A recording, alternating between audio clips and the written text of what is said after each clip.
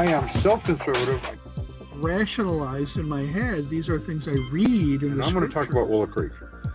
Okay. Willow Creek, a few years back, had remembered at the time when Will Rogers said, I don't belong to any organized religion. I'm a Baptist. Yeah.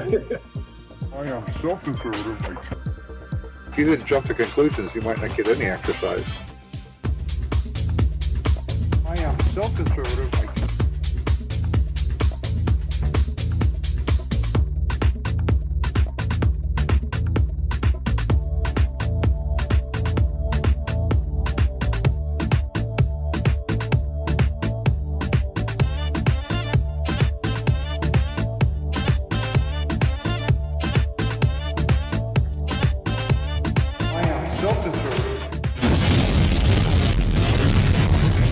And welcome to the Unknown Webcast. This is just a bit of a trigger warning for those who believe words are more injurious than sticks and stones. I really am so conservative, I can't turn left even when I'm driving. In addition to giving trigger warnings to our viewers, Ron Hensel and I both drink coffee for your protection. Today, Greg Wrightstone joins us to talk about his book and actually his life's work now, Inconvenient Facts, and his organization, the CO2 Coalition.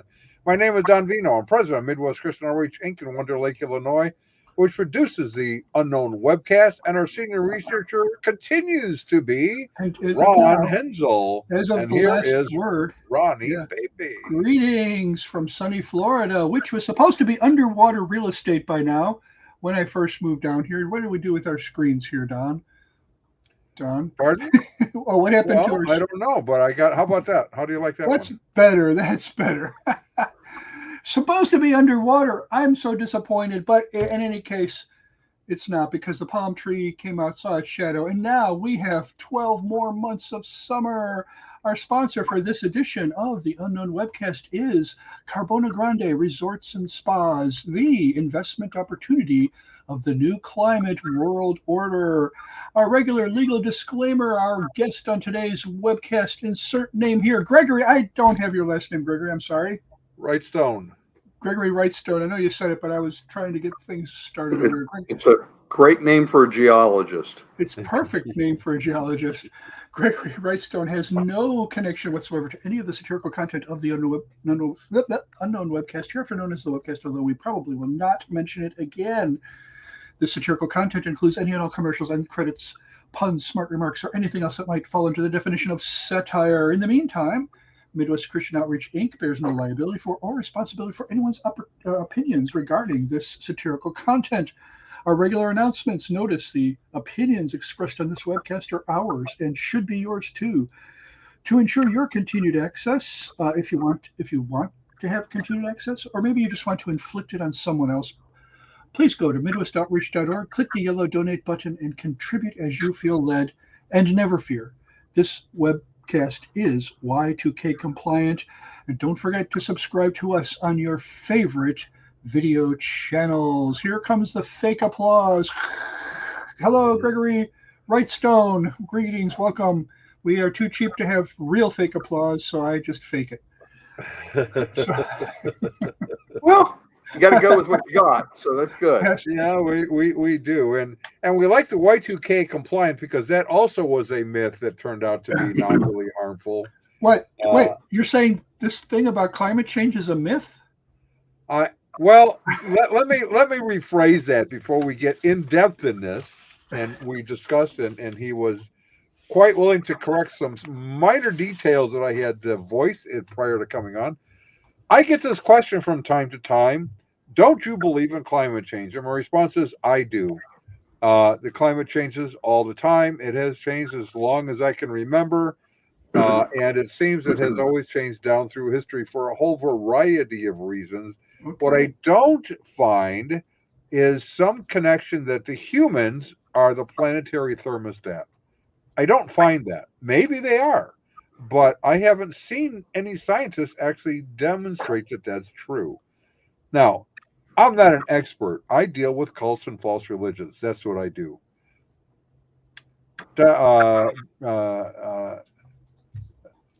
Gregory Wrightstone deals with this as his occupation, in a sense. and has a book out in what's the word I want to use now? In publication. It's been out for 4 years. So Oh, it's been a #1 bestseller on Amazon for most of the time. It's been published. Really? Inconvenient Facts. Inconvenient Facts. It's still selling well. Okay. Getting a lot of. We were just the other day, 2 days ago, was #5 in environmental. I got it. Okay. Really? How could I have missed it? Nobody could have been hiding this information from us, right? Well, This must be a pure accident that they. yeah. So But I usually get big bumps in sales after a really good. I did Candace Owens. She had me down in Nashville. Sure. I mean, Dawn Vino's she's no Dawn Vino, but Vino. she's still pretty good. Yeah. And, Well, so she's actually more popular than I am for sure. Yeah. And I predict you're going to sell 3 more copies after this webcast. I Because think I'm that going to is- buy one. I know that. And a couple more people. But there was one significant climate change that's actually recorded in the Bible. I think Genesis chapter 7. Yeah. It lasted a whole year, but then it was over. So So let's start. The first thing is going to be, what is CO2? The second thing is it a dangerous gas? Because it seems to me, not long ago, a couple of years ago, a judge decided that it was in fact a dangerous gas, and we needed to. Well, guard if you ourselves happen from to live near some lake in Africa where there's a huge reservoir of CO2 gas right under the lake, and it bubbles up and drifts over to your community, it'll kill everybody there. Okay. We've heard those. I mean, but that's from inhalation. That's because these CO2 clouds have been known to pop out of certain places on Earth, and until they dissipate, if you inhale a higher than a certain percentage of CO2, it's lethal. Okay. Like carbon monoxide. Let's go back to the beginning, though, because this whole question of climate change, is it harmful or beneficial or occurring, this is big. We're changing our entire economies over this question. And now the way food production is in question. So what is CO2? Let's start there. What is it? What is it? Well, CO2 is it's being demonized as the demon molecule that's driving. Supposedly, it is a greenhouse gas, and increasing amounts of CO2 do have some warming influence on the atmosphere. But we would argue that it's fairly modest and greatly overwhelmed by natural forces. And if we look throughout time, many of your viewers are led to believe that CO2 is at dangerously high levels and increasing, and that's far from the truth. The CO2 levels we are at today, a little under 420 parts per million, are actually some of the lowest levels throughout Earth's history. Really? Throughout Earth's history, the average CO2 levels were 2,600 parts per million, 6.5 times what they are today.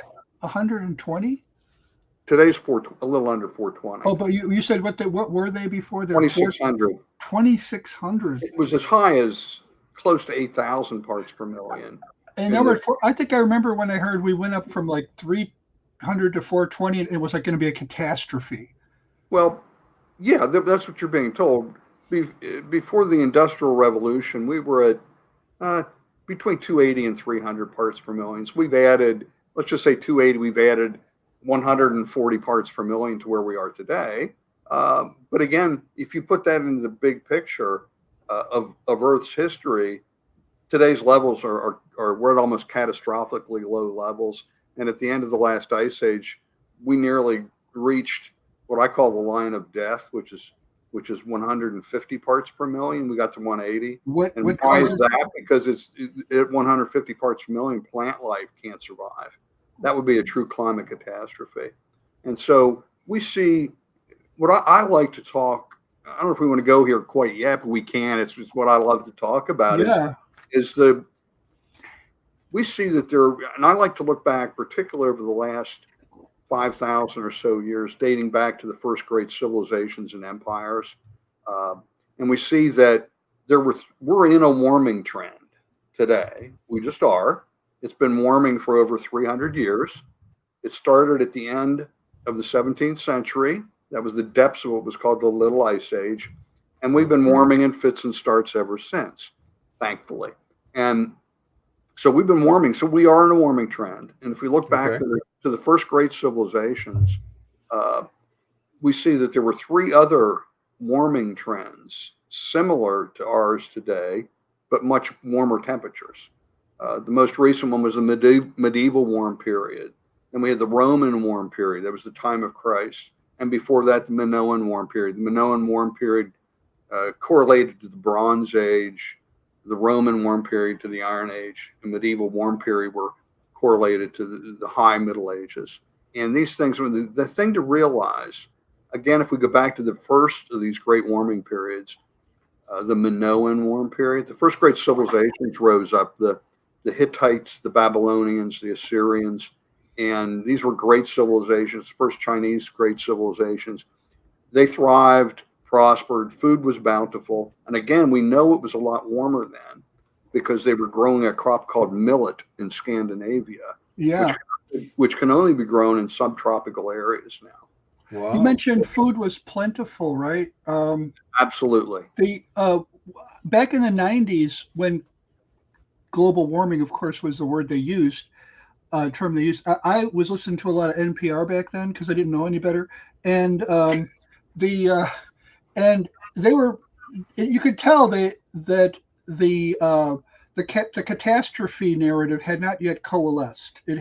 So they were interviewing all these climate change scientists, and you could tell the people at NPR really wanted to push the catastrophe narrative, but they were interviewing this really well-known. He was well known at the time, apparently, a climate change expert, and he said, "Well, climate change, global warming won't be all bad. It'll thaw out a lot of tundra in Canada and Siberia. We'll be able to grow a lot more crops. We'll be able to, if we have a rising population, we need to feed them, and so this could be a good thing." And okay, can we change the subject now? Is I think what happened. And that's what we find through all these warming periods, that food is bountiful, agriculture thrives. So we talked about those great civilizations that rose up in empires, and then it started to get really cold really quickly. And it led to what was called the Late Bronze Age collapse. And you can Google, if you don't believe me. Is that 1170 BC?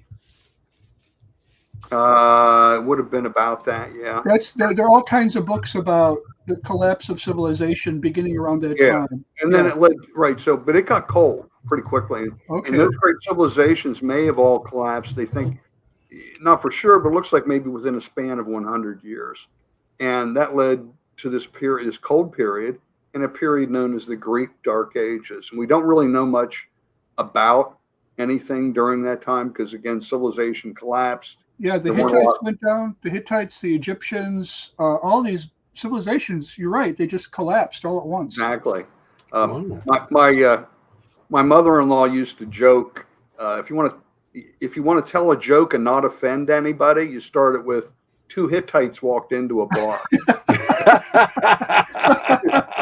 can't find a Hittite today. You won't offend anybody. This would have been about the time of the Book of Judges. And the really interesting thing is, as you read the Book of Judges, these new nationalities, these new ethnic groups just show up in Palestine, and apparently they could have been these mysterious sea peoples that we read about in Hittite literature and others. But historians are still trying to piece this together right now. Yeah, it could well be, and I lean to the theory that the sea peoples arrived at the time of the collapse. And it could well be that they came down that they were Norsemen or came down out of the Germanic tribes that came around. Probably Celtics. Because the temperatures plunged. Right. And it would have been quite unwelcome if you're in Scandinavia at the time. Sure. Sure.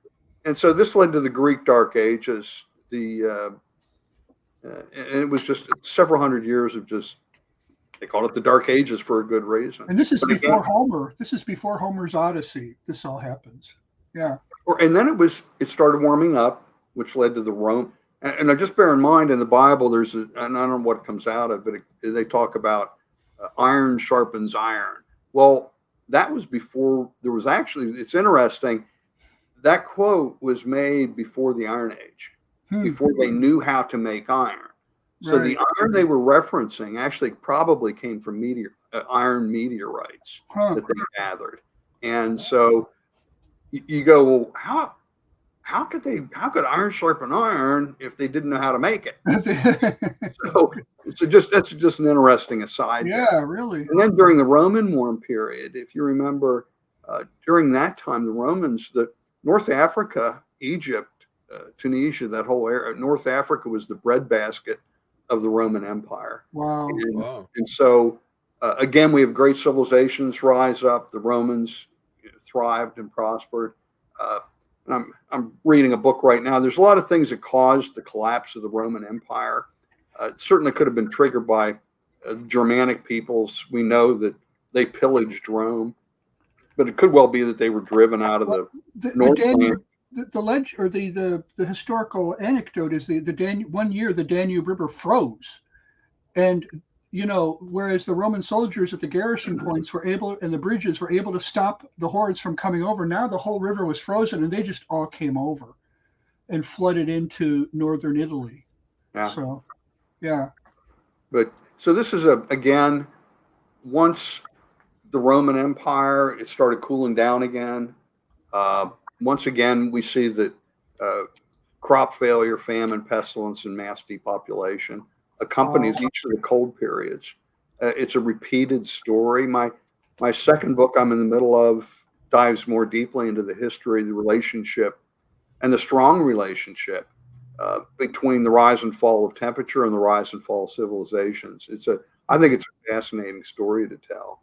And then then it warmed up in the medieval warm period. Again, the High Middle Ages, Magna Carta, life was good, food was plentiful, people prospered. Things were great. We know the medieval warm period was warmer than today from a lot of historical records. For example, Vikings were growing barley on Greenland.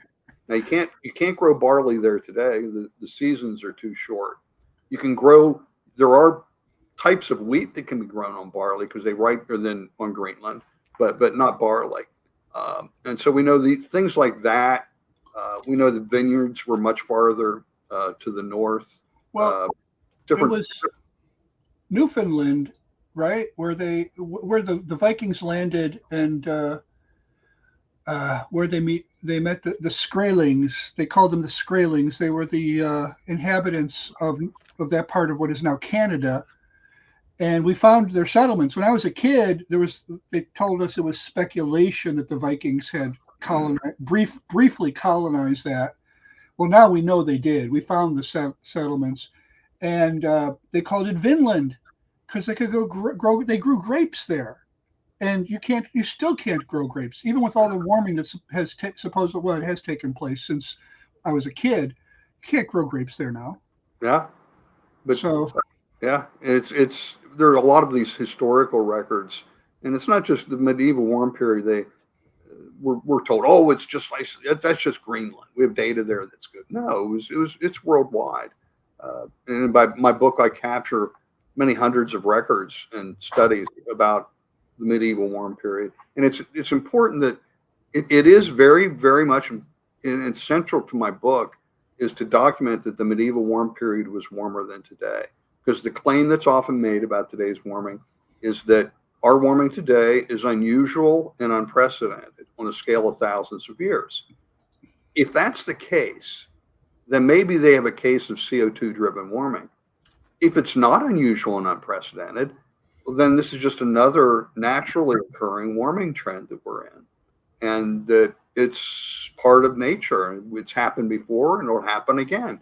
But at the end of the medieval warm period, it started cooling down again. And what happens when it cools during these periods?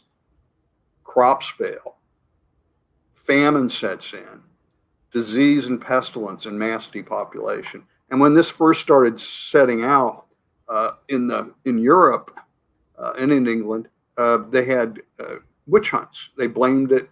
The people of the time and the religious leaders blamed the famine and the bad weather on witch hunts. And just let me just clarify something.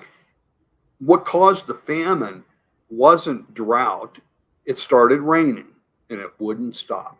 And they couldn't get, when this first started, when the temperatures fell, and they couldn't get the crops planted. If they got them planted when it was time for harvest, they rotted in the field.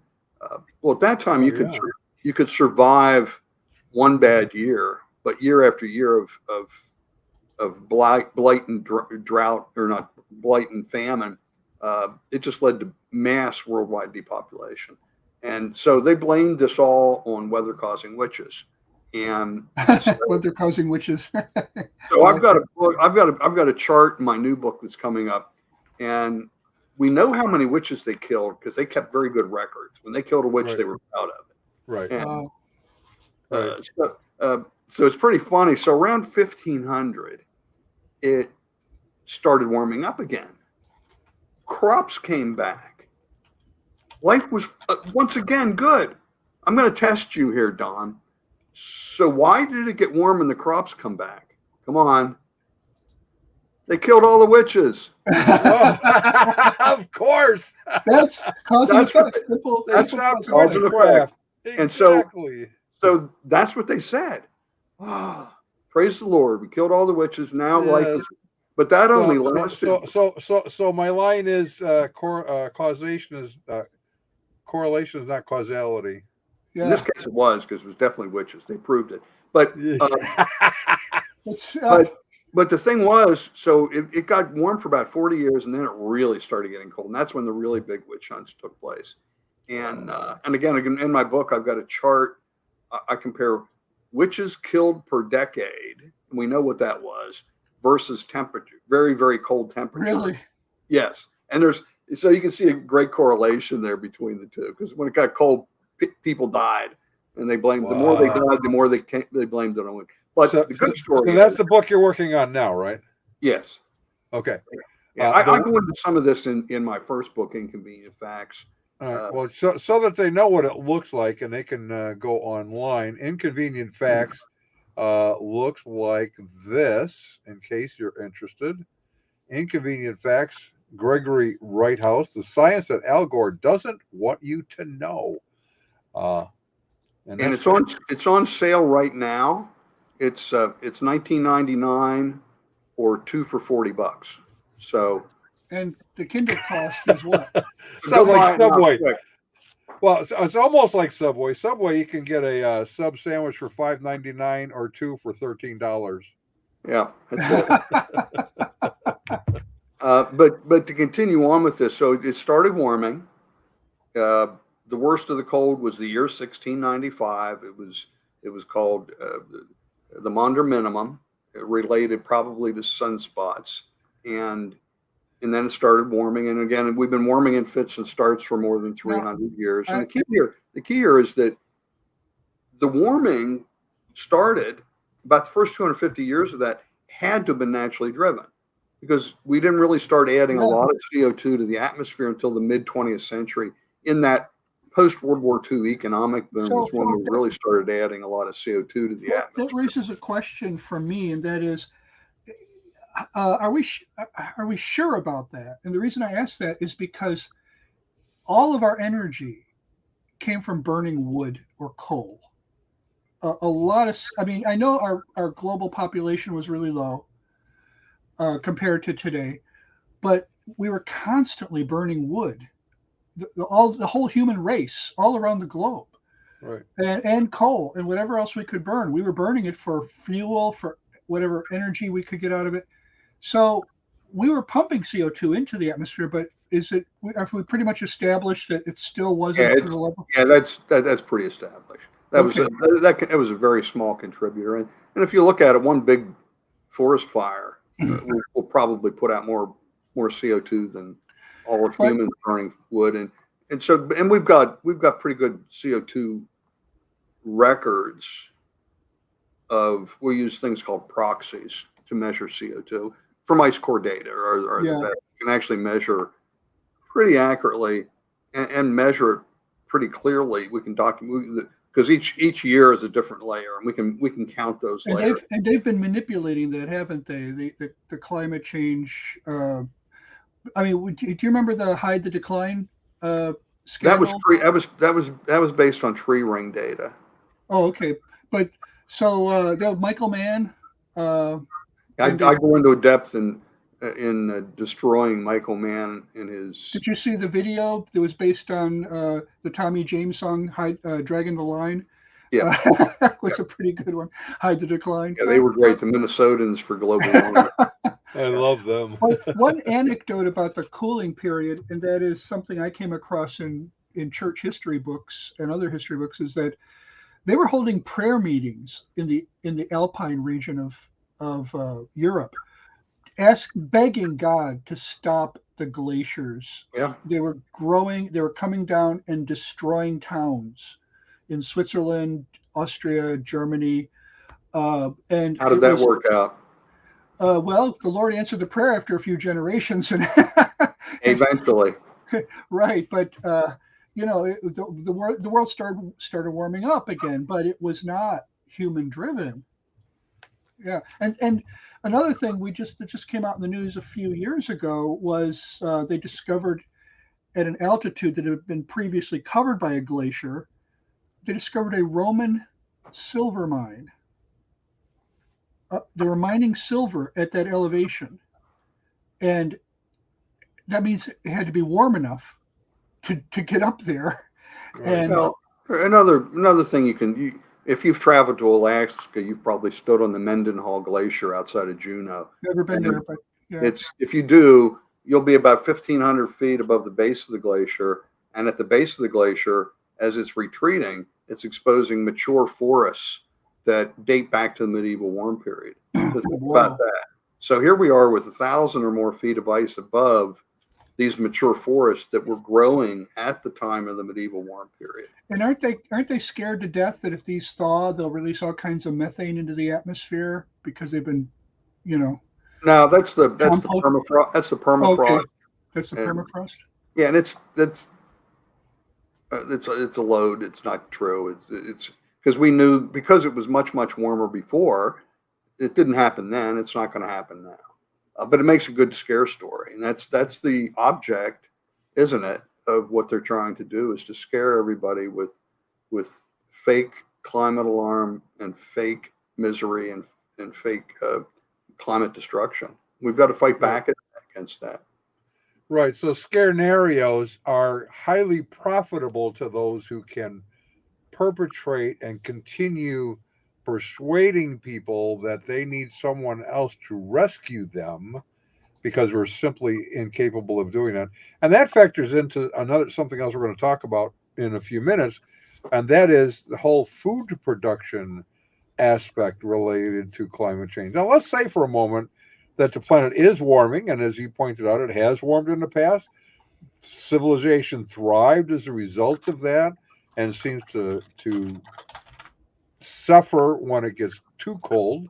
Uh, However, it's thriving again, and now they're talking about the I don't know, oceans are going to raise 10 inches, like I don't know, in the next 6 months maybe. But is that necessarily a bad thing? We have a sponsor that thinks it's actually a good thing. Yes, I think it very well could be. So the question is, when you see images like this, what do you think of? Vacation fun, relaxation, time away with the family. Well, here are two words you should be thinking: cha-ching. Because any day now, maybe any minute now, the Arctic beaches of North America, Greenland, Northern Europe, and Asia will all look like this, making them the investment opportunity of a lifetime. Work will soon be starting on our new chain of Carbona Grande resorts and spas. Contact Oxgore Industries today for a free investment prospectus at 1-800-CLIMATE. So, when the rest of the world looks like this, yours can look like this. Carbona Grande Resorts and Spas, the investment opportunity of the new climate world order. So get those. Call your broker, call your investment advisor. He'll get you in there and get that prospectus. 1-800-CLIMATE. All right. Pretty funny.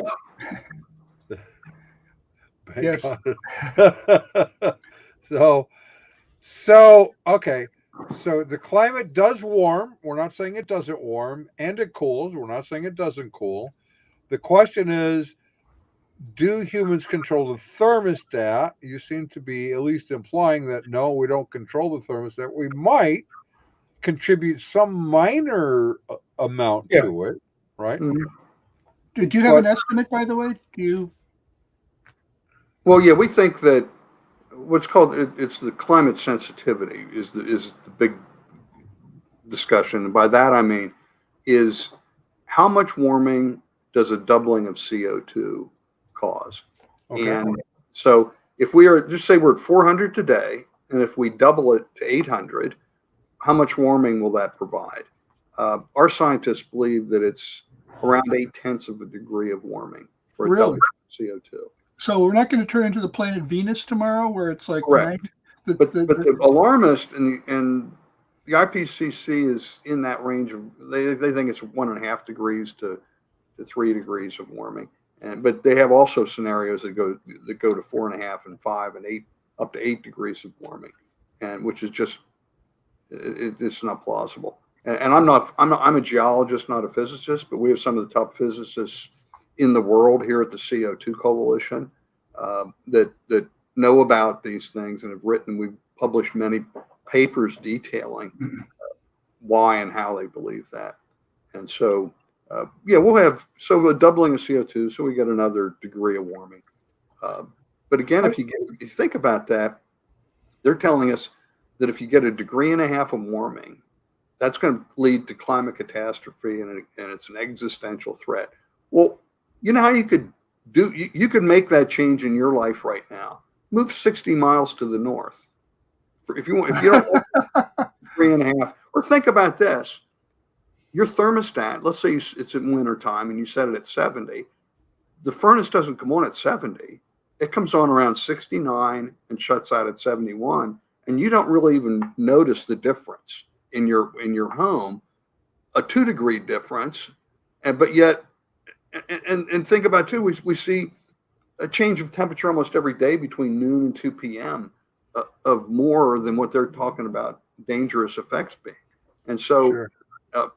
But again, the key here, those previous warming periods we talked about before, they were all at a time when we had about 280 to 300 parts per million. So the warming periods then were not positively not driven by CO2. So did we really? Was it human activity that doubled CO2? Do we know that? Yes. Okay. Yes. But there's some discussion in some circles. Here, some scientists that I know say no, it's natural and we don't have anything to do with it. We've looked. Our physicists have looked into those numbers and have said no, they've got major flaws.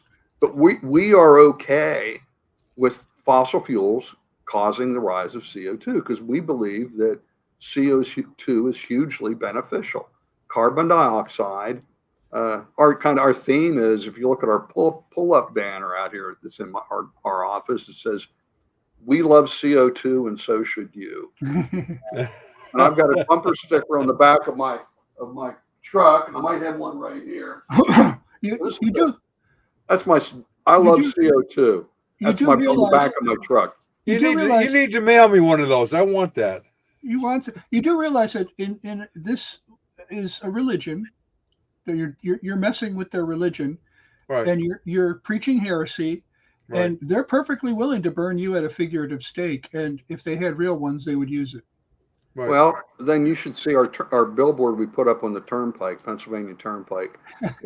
It's an image of a woman sleeping comfortably on a bed, and it says, "Sleep well. There is no climate crisis. Learn more at the CO2coalition.org." And so people, when they drive by it, heads are exploding. And I like to see that. Oh my goodness. But no, by almost every metric we look at, Earth's ecosystems are thriving and prospering. Let's just talk a little bit about crop production. How important is crop production? Yes. A couple of things that we want to talk about here is how is rising temperatures and increasing CO2, how is that affecting temperatures? And then we'll get into this new war on nitrogen and nitrogen fertilizers. So first, let's talk about the warming, what we see today. It's warming.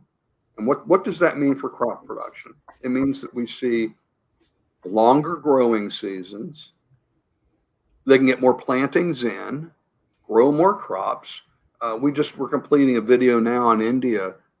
Vijay Jayaraj has commissioned. I've seen it. We're just finishing it up right now. But he talks with farmers in India, which are seeing that they're able to grow crops year round in India, a hot country, that they weren't able to before. Wow. One farmer he talked about carrots. I can now grow them year round. He's in southern India where it's not as hot. But again, so we have this with longer growing seasons. And then that is turbocharged by the CO2 fertilization effect. CO2 drives plant growth. That's why if you have a marijuana greenhouse, Don, I don't think you do, but if you did, you would be pumping CO2 canisters into that marijuana greenhouse so that the plants grow better. All plants grow better with more CO2. And even if I wasn't, one of the things that I learned, my wife pointed this out to me because she's a gardener. She loves her plants and stuff. And we were talking about new trees I had put in on our sod lawn and all that sort of stuff. And she said, one of the things that you need to know is when we have lightning storms, it ignites the nitrogen that is in the ground. And that's why the grass seems to grow 2 inches overnight after a storm, because the nitrogen is so powerful in that growth spurt. Now, if that's true for my grass, where I'm not adding nitrogen, what does it mean for corn crops? Yeah, well, nitrogen is nitrogen is added artificially by using its nitrogen fertilizer has been one of the greatest boons to agricultural development. We've been just we've got this video that Vijay is completing right now for us, and we're learning more and more about Indian agriculture that have been plagued for centuries with droughts and famine, and what they've done is the genetically modified crops that they're now using are resistant, not completely, but pretty resistant to dryness and drought. And these were, GMO crops get a bad rep, but you look what's happened in India because they're using these GMO crops. It's a modified strains of what they had, but now they're able to continue to grow crops. And if you Google, I should have sent you some charts I had of Indian crop growth. Almost every rapeseed, wheat, corn, man, everything is just breaking records year after year. And It's a combination of a lot of things, but a lot of it goes back to increases of CO2. I watch the news a lot, okay, and they, especially the more liberal stations, tend to focus on the negative effects and leave out all that. And I think I'm kind of scared because according to them, the January 6th insurrection was caused by climate change. There was Clearly. Standardized test scores are going down now because of climate change. For our students. I think the Queen died a little early because it used to be cooler at Balmoral Castle until recently. I think she died of climate change. I think I have a little tickle in my throat, and I'm blaming climate change right now. This is what we're hearing constantly. It's like a drumbeat. Every day. It used to be, and I think we oscillate between these two modes of reporting. I have a man I met at a conference, and I'm Twitter friends with him. His name is Daryl B. Harrison, and one day he tweeted, "Okay, everybody, what's racist today that wasn't racist yesterday?" He's an African American, right?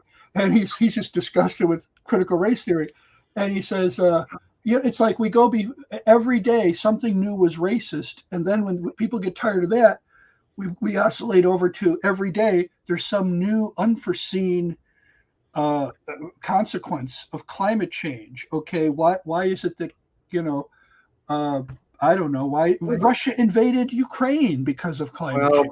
Right, and I really hate the term climate change because it should be. We should go back and call it global warming. This is what because that's what they really mean. That's what they mean when they say climate change. But by using the term climate change, that means if it's colder, it's because of us. If it's warmer, it's because if there's too little rain or too much rain or too little snow. No matter what you do, it's usually the problem of the white patriarchy. That's really what they're trying to get at, So there you go. I'm not going to touch that. We try and stay to the science. But we're going to keep with the science. But would you say though, just to maybe throw them a bone, there are going to be a few places on Earth where the results might be, in the short term at least, negative. There might be local problems, even though even though overall it's going to be a global benefit. Well, I tell you, just almost every metric I look at. Okay. We see benefit. I mean, we're told about wildfires. If you look at the actual data in North America, in the lower 48 of the United States, are both area burned and numbers of fires today are 20% of what they were 80 years ago. You're kidding. And I'm hearing that the reason I don't know if there was a recent spike in wildfires, but it's because they're not properly taking care of the forests anymore. Right. It started in the 80s with, remember, the spotted owl that they wanted to, so they stopped logging in the national forests. And what happens, yes, we're doing a western wildfire. They're not cleaning out the underbrush. It dies and it burns. We're doing a western wildfire report right now with some of the top experts on western wildfires right now. And it's really fascinating what's going on. There's, according to the Sierra Club, there are 7 to 8 times too many trees per acre. And so okay, think about that. So you understand then when there's a fire, there's more fuel. So more timber, more fuel, more intense. But the other thing to think about here too is you need 3 things for fire. You need an ignition source, you need fuel, and you need drought or aridity. And if you have 7 or 8 times too many trees per acre, the second greatest cause of soil moisture loss after evaporation is the amount of water that's sucked out of the soil by the trees. So now you got 7 or 8 times as many trees competing for the same scarce soil moisture, which just adds to the aridity. And then think about it, they stopped logging. It used to be if there was a fire that arose, they could use the logging roads and run out there with their trucks and get right to it. Well, those logging roads have all grown up. The only access they have now is to helicopter people in. We've lost the access. We're causing aridity. We're adding more fuel. And if you look at the big fires, almost all of them, not all, but almost all of them originated in the national forest system. Wow. Private lands in California and Oregon are managed properly because the owners of those forests can do it properly. And they have a mission and reason to do so. It's their livelihood. Sure. We just got another big problem we have in the West. We haven't seen it in the East yet. I think it's coming. Is the rise of invasive species in the West? It's cheatgrass, it's called, and it's taken over the natural grasses.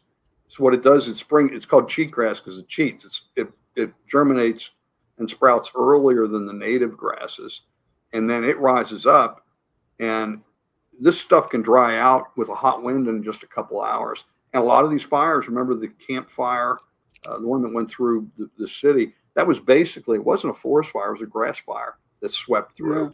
Yeah. And the homes that were saved in those cities, those homeowners had cleaned their properties, had cut their, and you can just see where the fire went around these homes because the fire just raised the cheatgrass. Right. Nothing to burn. So like before settlers, particularly white Europeans got there, what was happening in these forested regions? Yeah, well, there were fires, but if you look at the photographs from the early 1800s, mid 1800s, you'll see that where it's completely forested today in the Sierra Nevadas, there were stands of trees and it was mostly grassland. And really? So if you look closely, those trees, there aren't any limbs until you get up 15 or 20 feet. And that's because these grass fires, the natural grassland fires, swept through and it burned off the lower limbs, but they weren't hot enough to ignite the trees. So those forests are there because of us, because of these coal burning, fossil fuel burning North Americans. we're causing. We have one of our regular visitors is pretty. He sent us a little message, and I just thought I would. I just thought I'd relate that. This is Les Rigneris. He's in our comments section right now, and I think he put that in there humorously because this gets a lot of people upset. And the Bible says a child will lead them, and so a lot of people think they're being biblical when the little girl commented to the United Nations.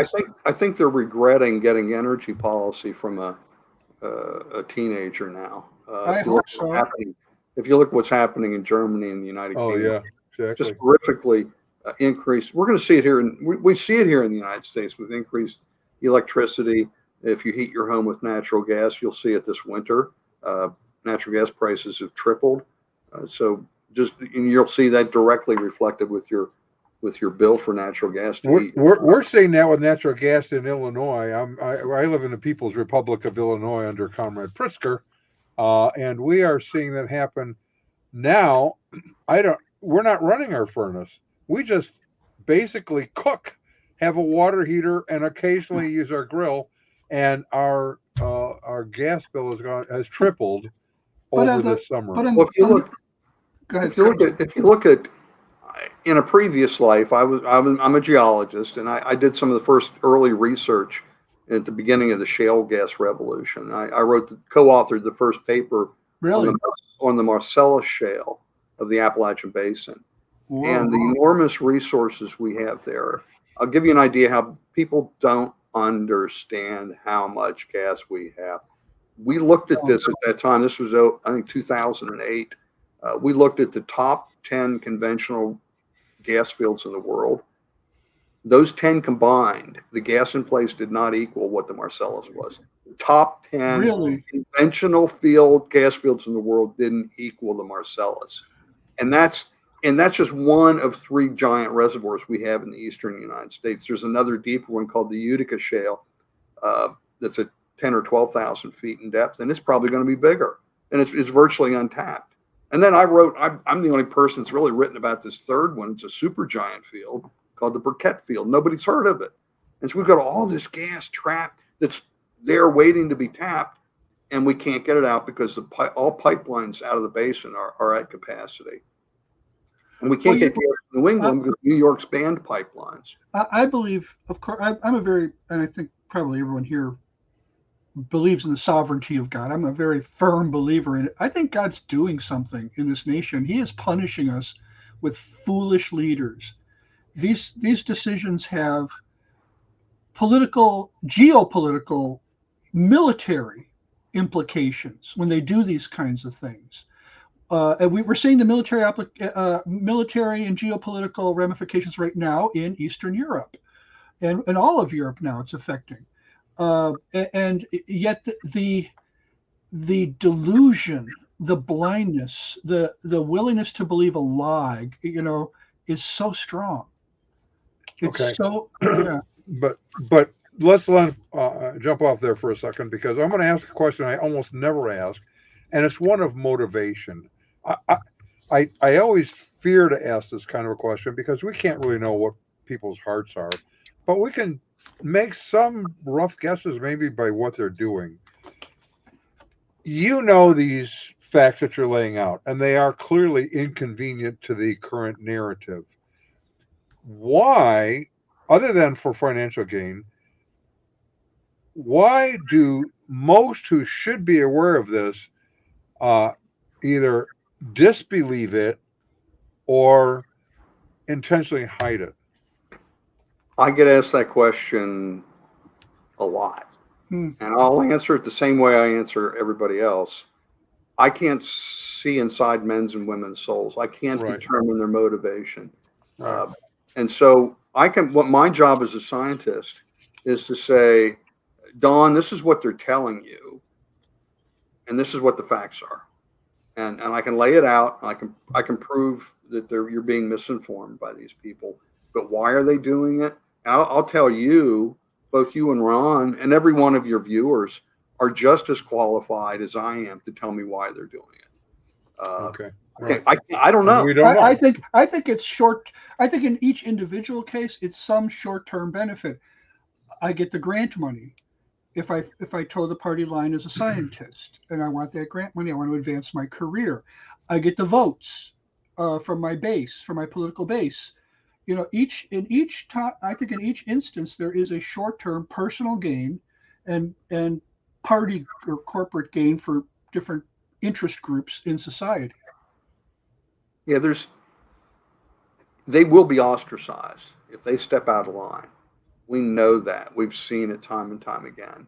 You won't get the funding, that's for sure. We've seen Susan Crockford, polar bear expert, be excommunicated from her university position. Peter Ridds, who's a member of the CO2 Coalition in Australia, be fired from Queensland University for espousing the truth about the Great Barrier Reef. Does he regret it? Do any of these people regret it, though, standing for the truth? I mean, yeah, it hurts. It's painful. You suffer loss, but when you know you're on the side of the truth. Yeah, we just had our chairman is Will Happer. He's emeritus professor of physics at Princeton. He was the inventor of the sodium guide star laser in the Star Wars program. He invented it. It was the mechanism by which we could figure out how to shoot down incoming missiles with lasers and keep them focused. He invented some of the first MRI machines. Just the most brilliant man I'll probably ever meet. You know, he's our chair. We had another professor, PhD, that wanted to join our coalition, and he was up for tenure. And Will counseled him. He says, look, he says, I know we'd love to have you come on board as a member, but if you come on board, you're likely not going to get tenure. You might get fired. He says, get tenure and then come back and talk to us. That's the way it works. Wow. And that's the danger that these people face. It's a real threat to their livelihood. In 1955, a movie came out. I think Gary Cooper or somebody was in it, called The Court Martial of Billy Williams. He was not Billy Williams. It's a baseball player. Billy Mitchell. The Court Martial of Billy Mitchell. He had been an admiral in the United States Navy, and he argued he was court martial for insubordination. For some reason, it's a weird court martial, because he was speaking out against the leadership, the military leadership, which was investing in battleships instead of aircraft carriers. And he said, you got to understand something. Japan is a rising power, and Japan poses a threat to us. This is the 1920s. Mm. And they suppressed him. They court-martialed him. He lost the case. He died in 1936. And in 1941, everyone found out he was right. He was right. And so here's how I often approach this, and then we'll go back to you, because I want to start moving to what can the average person like myself do in the future. But it's this: when I get to ask this question, I just ask you, what's the motivation? I usually have to go back and say, when someone contacts me and asks the question, why is someone in the Jehovah's Witnesses or the Mormons or the Wiccans or something else? Because they want to try to persuade them to believe the biblical truth on who Jesus is and how salvation comes about. And I always have to say, what is their investment? They say, what do you mean? Say, everybody is into whatever they're into for a whole variety of reasons. There's not one thing that you can use to reach everybody. What is their investment? If it is because they had no friends, they're risking losing all their friends by leaving. If it is their job, they're risking losing their job by speaking out. If it is marriage, they're risking losing their spouse. So you're right. We can't really know the motivation because it's going to be different for everybody. However, it seems to me that if we are going to be good citizens and good representatives of God, we need to be equipped and helping people understand the choices at least they have in what to believe. Now, for example, you showed us some children's books that are coming out. What sort of things that can we as individuals that are not scientists do to help others who are also not scientists be educated? Well, first, I'm opening my phone. You could download our smartphone app. It's called Inconvenient Facts. It's a free smartphone. It's got all 60 of the charts that are in my book. Arm yourself with the truth. And we've got a new education initiative that I'm very proud of. So we've got a series of science-based comic books.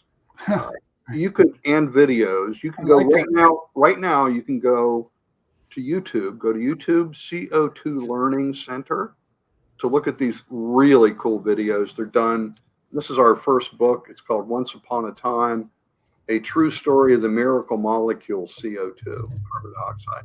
And it's done anime style. Actually, this is called manga. Just really, kids just love it. Yeah, it looks great. And it's science. We're teaching them this first book. The second book is called Simon the Solar Powered Cat, and it's about, about the sun. This one deals with the sun and how everything needs the sun to survive, and they're fun. We've got the videos are a little bit more in depth in terms of the science, but if you go there, you can see. You can learn about photosynthesis, the gases in the air, what's there. And again, that's CO2 Learning Center. Yeah, I wrote it down. On It's on YouTube. It's on YouTube. It's a channel. YouTube. Right.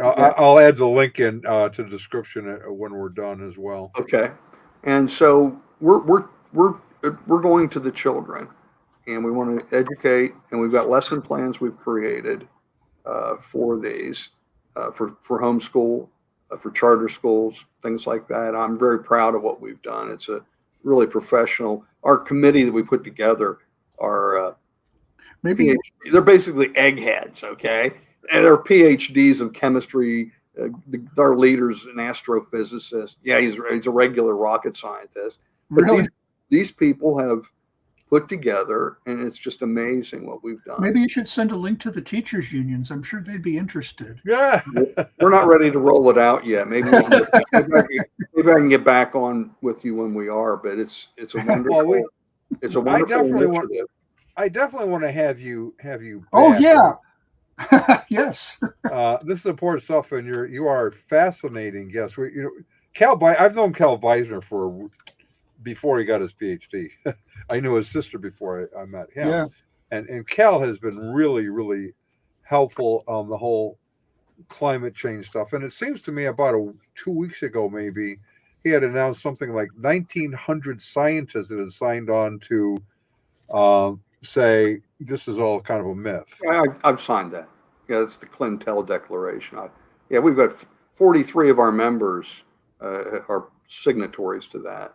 And if you go to co2coalition.org, go to the About page and look at the people. We've got 3 astronauts. We've got most are PhDs in the hard sciences, not all. Some are energy experts. And just an impressive group of people.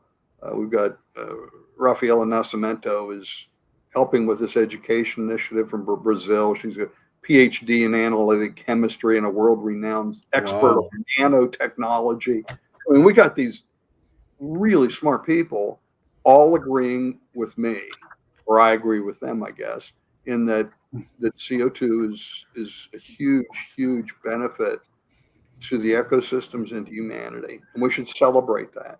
And there really is a Christian story here, because we hear there's been advanced recently that the evangelical community needs to step up, and if you're an evangelical, you need to support fighting climate change, led by Catherine Hayhoe, and nothing could be further from the truth, because what they're proposing, if you care about the poor and the developed people in the developing world, you should be opposed to what they're trying to do. They're intentionally driving up energy costs.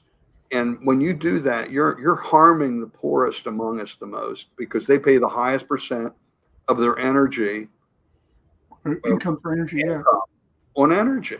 Yeah. And there are billions of people around the world that don't have electricity. They have to cook over dry dung and wood in their homes. Africa, India. These are all people that could benefit from electrification. Right. by saying no, you can't have coal-fired power plants or gas-fired power plants. You're dooming billions of people, perpetual energy poverty. Well, that's not my biblical interpretation of what you should be doing. I wish someone would do the work. Somebody really smart with statistics and has the information at their fingertips could sit down and calculate how much of the cost of a loaf of bread it goes into gasoline to get the ingredients to the place where they are made into bread, to get the bread into the place where it appears on your shelf, and the gas that it takes you to get to the store and back. Add all that up just to eat. Yeah. How much all your other products have an energy cost component. Well, let me say what I had to say there in terms of evangelical and biblical. That's me speaking, not the CO2 coalition. Okay, we're good. We're completely secular. And I also think we need to have a disclaimer. When you said in a previous life, we do not believe in reincarnation here. Reincarnation. Okay, I just thought I made a note of that. We want no. But Midwest Christian Outreach and Ron and I are both solidly evangelical. We don't agree on a lot of areas, on some areas of theology. We agree on the essential doctrines of the faith, which you would subscribe to as well. The CO2 Coalition is a secular organization dealing with the science of so-called climate change. So they take no positions on theology. There are churches that should stop taking positions on theology because they don't know it very well. If you look at, I know that we've in our group we have atheists, Hindus, Muslim. Yeah. So you all agree on the science. Yes, and science is what drives us, and we try to stay away from politics and religion. Sometimes difficult to do that in this subject matter. Yeah. Well, yes, right. Extremely. All right. Well, we are actually a couple minutes over time. I definitely want to have you back. I really have enjoyed, and I've learned a lot. Enjoyed this, and I'll just on brief. My friend, the late Dr. Norm Geisler, very educated, started 2 seminaries. And he and I were great friends. And I tell people, homeschooled. I learned by hanging around with smart people. And we realize that what we need is 2 things to be effective in culture. We need the academics, like you're working with, that have the training, the skill, the way to sort all of this out and to relay it to someone like me, who is a street fighter, to relay to the average person in the pew. We need everybody involved with this kind of a thing because we need to make a defense of the faith. And this is part of the defense of the faith. God, as Cal Beisner points out in his organization, has made us the stewards of creation. That does mean, yes, we're to guard the creation. It also means we're supposed to be honest with what it does. Yeah. So. And what point, where does God's rule over it? I mean, God rules over all of it, but has he really entrusted the climate to us? I would say he hasn't. I would say he's been pretty much running that on his own. Pretty much. And, I go to the Parliament of World Religions every 3 to 5 years when they have them. And the last one they had, the whole thing was apologizing to Mom. Mom is the planet. Letters of apology to Mom, prayers to Mom, asking forgiveness for the way they've mistreated Mom. And climate change groups are essentially pagans worshiping the planet. So, you're not doctor. Greg, we really appreciate you coming on. Ron, would you waltz us out of here, baby? Oh, 3/4 time. Let's give credit to whom credit is due. Our resident cult leader profiler is Neil before me. Our wardrobe manager is See How It Fits You. Culinary services are provided by Chef Ham and Cheese. Our tinfoil hat provisioner is Just In Case. Jehovah's Witnesses coverage comes from Armageddon and D. Opposer. Our Mormon archives manager is Polly Gummas. Our Liberal Denominations Bureau Chief is Lucy Goosey. Transgender issues coverage comes from Ben Hur. Special correspondence for cults based on the Hindenburg disaster and flying turkeys. Oh, Dehumanity. Our fact-checking supervisor is Oleg Pullen. Our technical assistance comes through Murky Research, yes. Legal advisors are from the law firm of Dewey, Cheatham, and Howe. Our grievance resolution director is Giovanna Pisami. Our director of privacy assurance is Wiretapping. And Original idea sourcing comes from Drew A. Blank. The Unknown Webcast is a production of Midwest Christian Outreach Inc. in cooperation with Emergency Manicure Productions, who are solely responsible for this content, although you will never be able to prove that in a court of law. Never happened. Not even once. Hasn't happened. It'd be unprecedented. All right. And now we're going to do the royal wave.